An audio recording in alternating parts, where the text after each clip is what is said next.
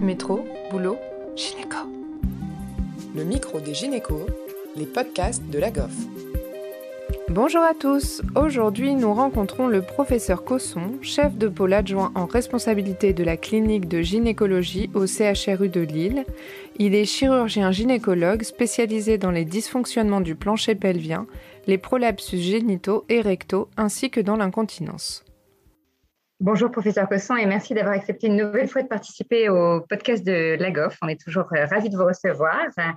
Aujourd'hui, on souhaitait discuter des prothèses en chirurgie urogynécologique, notamment essayer de comprendre un petit peu la problématique actuelle des prothèses, les résultats qu'on obtenait quand on les utilisait, pourquoi elles font débat désormais et leur reste-t-il un avenir ? Alors d'abord, pouvez-vous, s'il vous plaît, nous expliquer pour vous quelles étaient les indications préférentielles des prothèses et les résultats que vous obteniez en utilisant des prothèses pour les prolapsus pelviens féminins ? Je crois qu'il faut reprendre en fait quelque chose qui a été d'abord de longue durée, puisque ça fait presque 20 ans que les développements autour de la prise en charge des prolapsus par voie vaginale avec prothèse ont été démarrés.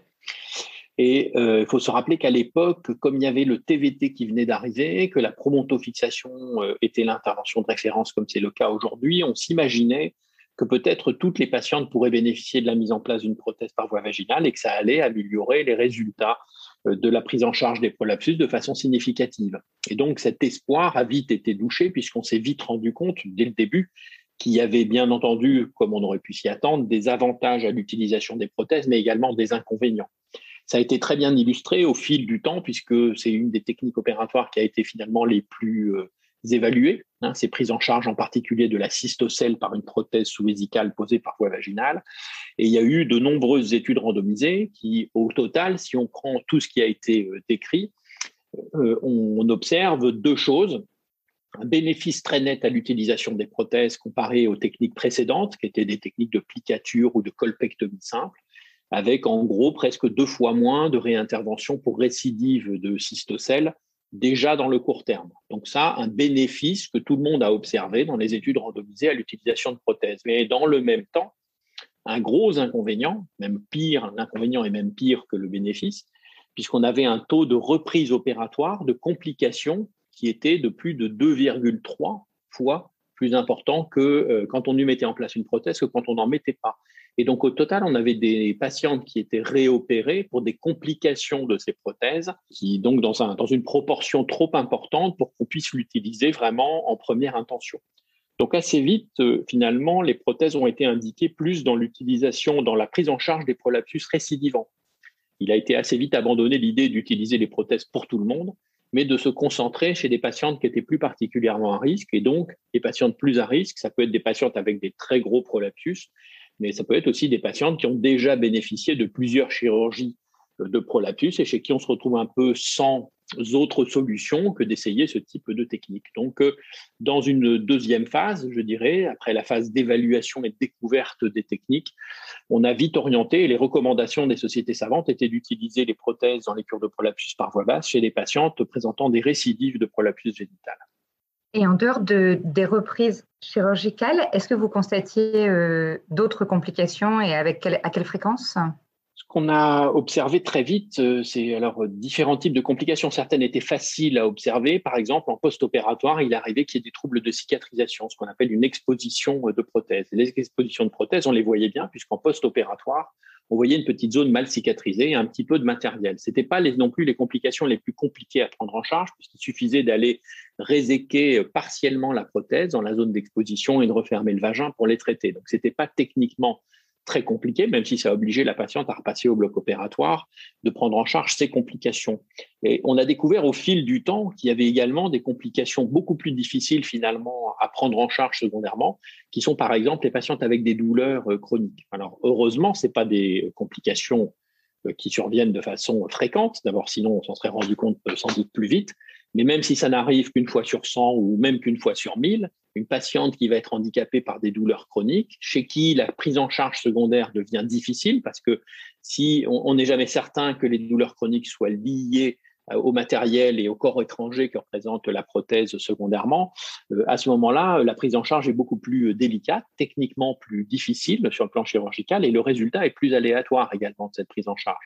Donc, ce sont surtout ces complications-là qui, dans le fond, ont été responsables à distance du retrait de ces matériels sur le marché français, en tout cas. Avant la France, il y avait d'autres pays qui avaient commencé à se positionner contre les prothèses, c'est ça? Est-ce que vous pouvez nous rappeler un petit peu ce qui s'est passé, la problématique internationale autour des prothèses? Je crois qu'on a vu un phénomène qu'on voit un petit peu à chaque fois qu'il y a un engouement pour une technique opératoire. Les gens s'imaginent qu'une technique peut être appliquée dans toutes les indications, dans tous les cas et par tout le monde également. Et il y a eu une espèce de tentation d'utiliser ça chez trop de patientes, chez toutes les patientes pratiquement dans un premier temps, comme je le disais tout à l'heure, mais également que ça soit utilisé par tous les opérateurs. Et beaucoup de laboratoires qui ont vendu ces matériels ont finalement poussé à la consommation en disant que c'était facile à poser, que l'apprentissage était rapide et que finalement n'importe qui pouvait facilement se retrouver à poser ce type de matériel. Et je pense que on est un peu responsable dans le sens où nos sociétés savantes, où nous sommes peut-être laissés un peu grisés par ce type de discours, et puis par ce type d'envie. Il y a toujours un intérêt quand il y a une nouvelle technique. On est content d'avoir des solutions techniques pour des patientes qui peuvent avoir des échecs, par exemple. Et donc, on s'est retrouvé avec des gens peu entraînés qui se sont mis à poser les prothèses. Et on voit ça très bien dans les études randomisées dont on parlait tout à l'heure, puisque, par exemple, dans les études randomisées qui comparent la mise en place d'une prothèse sous-vésicale et des techniques classiques, dans le groupe des prothèses, le taux de complications varie du simple jusqu'à 20 fois plus selon les équipes qui ont utilisé ces matériels. Et donc, ce qui est un petit peu dingue, c'est de se rendre compte que finalement, on a utilisé ça en oubliant qu'il fallait avoir des formations spécifiques et puis que peut-être, comme c'était des matériaux un petit peu nouveaux, il aurait fallu concentrer dans des mains d'experts les utilisations de ces matériels. Et on voit bien, quand on voit que certaines équipes ont eu jusqu'à 20-25% de reprise opératoire pour des expositions simplement de prothèses, et je ne parle même pas des douleurs, on imagine bien que ces taux de complications, quand on a une patiente sur 5 qui a une complication, c'est totalement inacceptable. Et on aurait dû être beaucoup plus vigilant à ce moment-là. Je dis nous aurions dû, c'est nous, les sociétés savantes, et puis les opérateurs peut-être qui n'auraient pas dû se lancer un petit peu trop vite, un petit peu tout seul.